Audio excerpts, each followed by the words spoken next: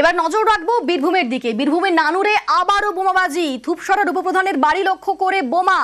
সেই মুহূর্তের ছবি আপনাদের দেখাচ্ছি, দেখুন বোমাবাজির মুহূর্তের সেই ছবি।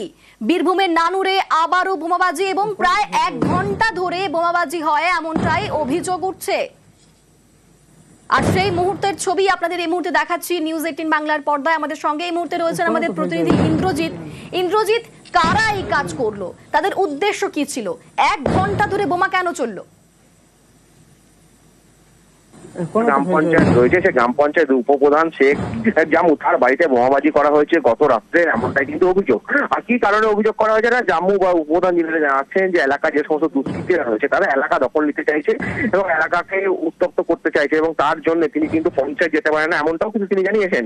আর তার জেরেই কিন্তু বোমাবাজি করা হয়েছে। আর সেই বোমাবাজির পর যেটা দেখা যাচ্ছে যে এলাকার বেশ কিছু মানুষ একটু ভিডিও করে রেখেছে এবং যে উপপ্রধানের বাড়ি লক্ষ্য করে যে বোমা ছড়া হচ্ছে সেই ভিডিও কিন্তু ভাইরাল হিসেবে এসেছে এবং ভাইরাল হয়ে দেখা যাচ্ছে যে একদম মুহুর্মুহু কিন্তু বোমা পড়ছে উপপ্রধানের বাড়িতে। ইতিমধ্যে এই ঘটনাস্থলে কিন্তু তখনই নানু থানা পুলিশ পৌঁছেছে, পুলিশ তদন্ত করছে যে কি কারণে বোমাবাজি করা হলো বা এলাকাতে কারা। 1 ঘন্টা ধরে বোমাবাজি চললো, তখন পুলিশ কোনো খবর পায়নি কিংবা তার পরবর্তী সময়ে পুলিশের কি পদক্ষেপ নেওয়া হয়েছে? দেখো একদম যেটা বলবো, উপপ্রধান যেটা জানাচ্ছে যে পুলিশকে বারবার জানানো হয়েছিল, কিন্তু যখন বোমা মারা ঘটনা চলছিল বা বোমাবাজি ঘটনা চলছিল তখন কিন্তু পুলিশ এসে পৌঁছায়নি।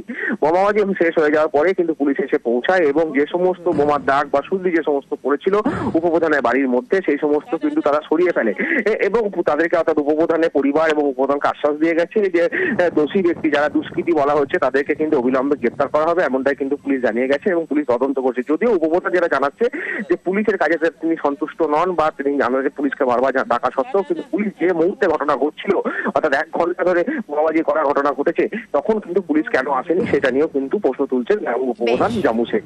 ধন্যবাদ ইন্দ্রজিৎ।